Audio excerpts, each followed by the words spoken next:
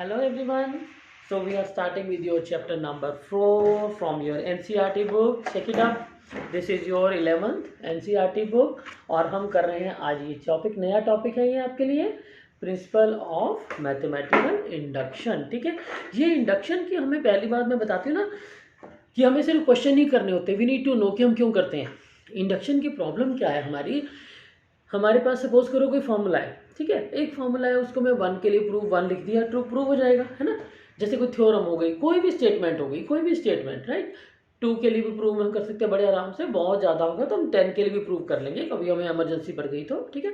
But अगर वो बढ़ती चली जाए, सपोज वो कहीं 1000 पे प्रूव करो, 1 लाख पर आ जाए, तो फिर तो ऐसे नहीं कर पाएंगे। हम ऐसे में क्या करते हैं, इंडक्शन को यूज़ करते हैं, ठीक है। इंडक्शन जो है ना, ये आपके आगे 12th में भी आपको बड़े सारे क्वेश्चन ऐसे मिल जाएंगे जहाँ पर आपको लगेगा कि ओहो और कोई वे आउट ही नहीं है इंडक्शन के सिवाय, तो ठीक है। So that time you will have to use it, so do it very carefully. ये मुश्किल बिल्कुल नहीं है। इसमें हम करते क्या है, देखो हमारा एक स्टैंडर्ड मेथड होता है। हम एक काम करते हैं, यू गॉट द फिगर 4.1, ये देखो फिगर आपके सामने बनी हुई है, ये दिख रही है ना figure 4.1, are you checking it out? Okay, this is on the page 87, right, 87 number page पर है फिगर 4.1। ऐसे दिख रहा है जैसे कोई टाइलें खड़ी हुई हैं बहुत सारी, ये टाइल ही है, राइट। तो हम क्या करते हैं, ये मान के चलते हैं कि पहली टाइल को हमने धक्का दिया, वो गिर गई, राइट हो गया। अब क्या ज़रूरी है कि मान लो वहाँ हज़ारों में टाइल पड़ी हैं तो सारी की सारी टाइलें गिर जाएंगी? मे नॉट बी, ठीक है। इस बात को हम कंफर्म कैसे करते हैं, हम ये करते हैं, पहला काम ये प्रूव करते हैं, प्रूफ क्या शो करते हैं, हाँ कि पहली टाइल तो हमने गिराई है, पहला नंबर 1 हो गया, ठीक है। फिर हम एक काम करते हैं, हम ये मान के चलते हैं कि सपोज केथ टाइल भी गिर गई। अब ये केथ जो है ना, के स्मॉल के, जैसे PQRN होता है ना, KLMN वाला के, हम ये मान के चलते हैं कि अगर केथ टाइल गिर जाए, ठीक है, यानी कि वो हमने यस कह दिया, यस केथ टाइल तो गिर गई, वो हमने सपोज कर लिया, तो उसके गिरने से क्या अगली टाइल भी गिरेगी? अगर हम ये प्रूव कर दें कि एक टाइल बीच की कोई भी के नंबर टाइल लिया, के का नंबर के LMN पे जो मर्जी करो, जल्दी हम के यूज़ करते हैं, that's why I am using the word के। अगर केथ टाइल गिरती है तो क्या के प्लस 1th टाइल भी गिरेगी? और अगर वो टाइल भी गिरेगी तो फिर तो सारी प्रॉब्लम ही सॉल्व हो गई। क्यों? अगर 1 टाइल गिरी है फिर तो 1 से नेक्स्ट 2 भी गिरेगी, 2 गिरी है तो 2 से नेक्स्ट 3 भी गिरेगी, ऐसे ही करते करते अगर 1000th गिरी है तो 1001 भी गिरेगी, राइट हो गया ना। तो हमें सारी स्टेटमेंट को प्रूव करने की बजाय हम क्या करेंगे, 1 टाइम शॉर्टकट मार देंगे। अब शॉर्टकट में क्या करोगे, इन एवरी स्टेटमेंट, ठीक है, मैं स्टेटमेंट वर्ड बोल रही हूँ क्योंकि वो थ्योरम भी हो सकती है, वो स्टेटमेंट लैंग्वेज भी हो सकती है, वो इनइक्वालिटी भी हो सकती है, ठीक है ना।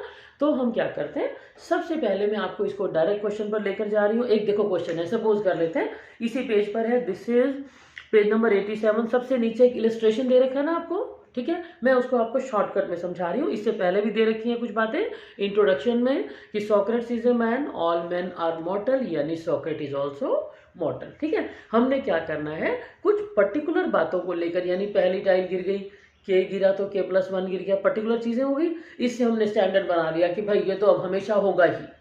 Is that clear? ठीक है, तो यानी पर्टिकुलर चीज़ों को लेकर हमने जब हमने जनरलाइज चीज़ों को लेकर पर्टिकुलर चीज़ बना दी कि हाँ ये इस थ्योरम के लिए वैलिड होगा ही, क्लियर, तो दैट टाइम ये हमारा क्वेश्चन बिल्कुल क्लियर हो जाएगा। तो फॉर डूइंग दिस इज, अगर आपको लैंग्वेज बात समझ नहीं आ रही है तो इसके क्वेश्चन बहुत आसान है, बस एक स्टैंडर्ड मेथड है जो हमेशा एज इट इज़ रहेगा, यू वोंट चेंज, ना तो कोई लैंग्वेज बदलोगे, ठीक है, ना उसमें कोई भी बात बदलोगे। अगर आपको पेपर में क्वेश्चन मिलता है using mathematical induction show that, जो आपका क्वेश्चन आता है वो ऐसे होता है 1 2 3, ये आपका जाना पहचाना फॉर्मूला है, आई am writing it again, n+1/2, हाँ जी, यू रिमेंबर ऑल दिस, ये आप लोगों ने बहुत पहले कर लिया था, ये टॉपिक याद है ना। तो ये हमारा एक स्टैंडर्ड मेथड होता है, पर ये मेथड जो है इसको हम कैसे प्रूव करें कि ये हमेशा ही ट्रू रहेगा।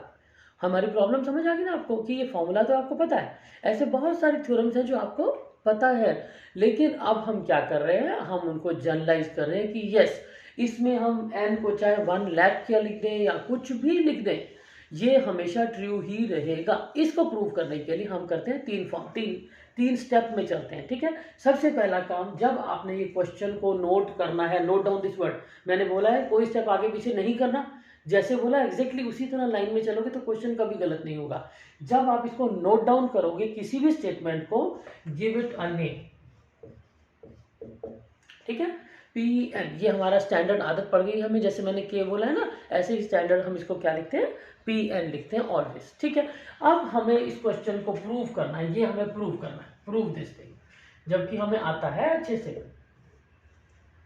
ठीक है, तो सबसे पहला काम, we start with we show that P1 is true. देखो मैं डेलिबरेटली मैंने बताया ना कि पूरी बात अगर मैं कभी लिख रही हूँ इसका मतलब है कि वो आउट ऑफ ट्रैक है और ये आपके लिए मोस्ट वांटेड लाइन है। ठीक है, इसको छोड़ना नहीं है, जिसको लिखा है ना वैसे की वैसे ही लिखो। अब P1 को हमने ट्रू प्रूव करना है, तो कैसे करेंगे? P1 दो साइड है हमारे पास, एक है लेफ्ट हैंड साइड और एक है राइट हैंड साइड। यहाँ एक बात को ध्यान से नोट करो, I write down here left hand side P1 is equal to 1। अब इस बात को ध्यान से रखना, ये बहुत बड़ी गलती होती है, मैंने बहुत बार नोट किया है। पता क्या करते हैं, 1 फिर +2 dot dot dot dot n बजा के एन को फिर से लिख दिया 1। गलती करके दिखाऊं, गलती करके दिखाऊं?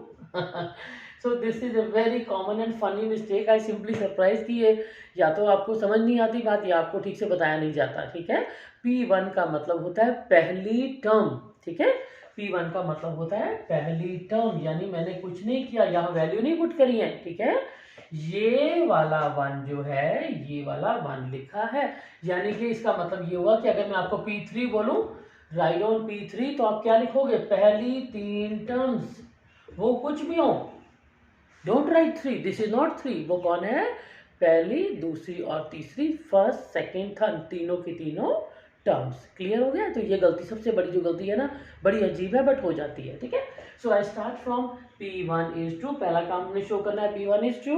लेफ्ट हैंड साइड P1 को मैंने 1 लिख दिया, 1 आ गया, पहली टर्म लिख दी। And right hand side I am writing here again, तो ये बन जाएगा एन को क्या, राइट हैंड साइड तो सीधा ही है, उसमें तो कोई चॉइस ही नहीं है। एन को क्या लिखने वाले हो, 1। लेफ्ट हैंड में जो गलती होती है पता लगे, 1 का मतलब होता है पहली टर्म। ठीक है, so this is your 1 into 2/2, that cancels, और हमारा एक काम तो हुआ खत्म। Left hand side is equal to right hand side. मैं बोर्ड को बहुत कम यूज कर रही हूँ बिकॉज आज हमारे पास थोड़ी कैलकुलेशन ज़्यादा है और बोर्ड हमारा छोटा है। ठीक है, okay, then we talk about number 2।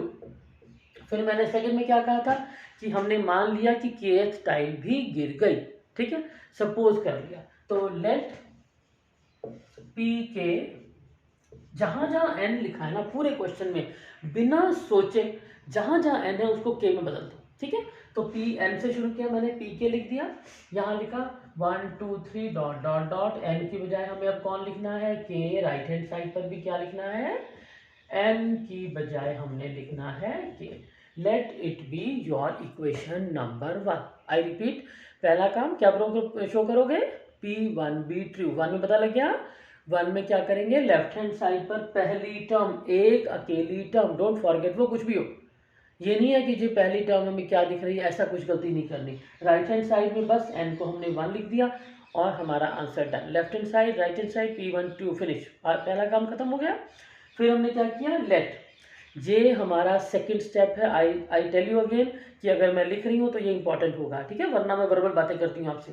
तो पी के, एन जहां जाए वहां मैंने इसको बना दिया के, इसका नाम मन बना दिया इक्वेशन नंबर 1। अब हमने शो करना है कि इससे अगली टाइल यानी के प्लस 1th टाइल। नाउ यहां हम लिखेंगे, नाउ वी शो दैट, बिल्कुल ऐसे ही लिखना है, बदलना नहीं है, दिस इज ऑल्सो ट्रू। ठीक है, तो स्टेप बाय स्टेप चलोगे तो कभी गलती होगी नहीं। अब k+1 की बारी है, तो k+1 कैसे लिखोगे, एक बात बताओ, अगर मैं कहूँ राइट डाउन फर्स्ट 4 टर्म्स, तो पहली 3 1 2 3 ये टर्म्स तो आएंगी ही, है ना। तो यानी अगर मुझे इस k से अगली टर्म लिखनी है तो ये k तक तो आएगा ही, है ना। तो ये तो हमारा कॉपी पेस्ट हो गया। तो इसका मतलब है 1 2 से लेकर k तक तो हो गया कॉपी पेस्ट। अब हमें लिखनी है इससे अगली टर्म। अब उसका एक हम बड़ा फायदा उठाते हैं। कैसे, अब आपके पास यहाँ n लिखा हुआ है ना, n लिखा है ना, इसी n की जगह पर क्या लिख दोगे, k+1। अब मान लो ये तुम्हारा किसी क्वेश्चन में सपोज n² लगा होगा तो k+1 का स्क्वायर बन जाएगा। ठीक है, वैसे भी सीक्वेंसेस सीरीज के अकॉर्डिंग आपको पता ही है कि नेक्स्ट स्टेप कौन होना चाहिए, इसके अगला कौन होना चाहिए, इट शुड बी k+1, है ना। ये तो जनरलाइज करना आपको आता है कि k टर्म्स लिखनी थी तो 1 से लेकर k तक लिखा, तो k+1 टर्म लिखेंगे तो के तक तो आएगा ही ना, तभी तो उससे अगली टर्म लिखने वाले हो। तो के तक तो हमने लिख ही दिया और के प्लस वन दिस। नाउ इसकी वैल्यू तो है आपके पास, देखो यहां से लेकर यहां तक तुमने अभी अभी तो कहा कि ये तो हमें पता है, अभी कितनी पता है हमें, this is k plus one divided by 2। We substitute here, इतने की यहाँ पर आप लिख सकते हो यूजिंग इक्वेशन नंबर 1। ना भी लिखो तो हमें आप पता इन बातों का काफी हद तक, ठीक है। बट कोशिश किया करो कि अपना रेफरेंस दे दिया करो कि हाँ ये मैंने यहाँ से लिया है। हाँ जी, एनी डाउट विद दिस? ठीक है, स्टेप क्लियर हो गए। पहला स्टेप देखो, अगर मैं आपको एक क्वेश्चन क्लियर करा दूंगी तो आप 100 क्वेश्चन कर लोगे, ठीक है। So I don't want to run with the questions but with the content. Clear? तो स्टार्ट विद पहला काम, सबसे पहले write down the name of the function, ठीक है। हमेशा अपने क्वेश्चन को एक नाम दो। मैथमेटिकली कभी स्टेटमेंट आएगी ना, तो मैथमेटिकली मान लो दिस इज डिवाइडेड बाय 4, तो हम 4 इंटू एम लिख देंगे, 4 का मल्टीपल ही होगा ना, वो बात समझ आ रही है? अभी हम करेंगे। ओके, पहला काम पी एन लिख दिया इसको हमने, दूसरा काम P1 को ट्रू प्रूव कर दिया, you know how to do. तीसरा हमने सपोज किया, और जो फोर्थ हमने किया, इस सपोजिशन को यूज करके हमने अगला स्टेप बनाया, ठीक है। This is not done. Not done क्यों? टेक द कॉमन, बाहर निकालो, and now this is k by 2 plus 1, take the LCM. हाँ जी, रीच्ड अप टू हियर। पर ये तो कौन था? ये तो सारा लेफ्ट हैंड साइड सॉल्व किया हमने। सो this is your left hand side, ठीक है ना। सो this is your left hand side, और अगर राइट हैंड साइड से मैच करेगा तभी यस बोलेंगे। And now what about your right hand side? I am writing it here. हाँ जी, क्या ये सेम नहीं है? अगर राइट हैंड साइड कौन है? ये है ना, ये है ना आपकी राइट हैंड साइड। तो एन की बजाय क्या लिखोगे? के प्लस 1। कितना बन जाएगा? k plus 1 k plus 2 divided by 2। हाँ जी, बना कि नहीं? So left hand side is equal to right hand side, और एक लाइन। मैं अब ऊपर का सारा क्वेश्चन हटा रही हूँ। देखो दोबारा से देखो, Pn, फिर number 1 P1, number 2 let, number 3 we are to show, and the most important line after you get left hand side and right hand side equal। जैसे ही आपके लेफ्ट हैंड और राइट हैंड इक्वल आएंगे, आपने एक line के बिना, ये नहीं है क्वेश्चन यहाँ छोड़ दिया, उसने आपसे P1 पूछा है नहीं, PK पूछा है नहीं, PK प्लस 1 पूछा है नहीं, उसने कहा है prove this theorem by mathematical induction, right down the answer. आपका आंसर क्या है? क्या है आपका आंसर? इसको हम लिखते हैं हेंस। ये देखो मैं फिर से बड़ा बड़ा लिख रही हूं, by PMI, principle of mathematical induction, the given statement is true. Is that clear? ये लाइन के बिना आपके नंबर कटने वाले हैं। क्लियर होगी बात सबको? क्योंकि उसको कोई लेना देना नहीं है इस बात से, ज्यादा न भी काटेगा तो एक नंबर तो गया आपका, ठीक है। क्योंकि he is not concern whether you are finding P1, PK plus 1, that's none of his business. उसका पर्पस तो ये है, ये वाली लाइन, ठीक है।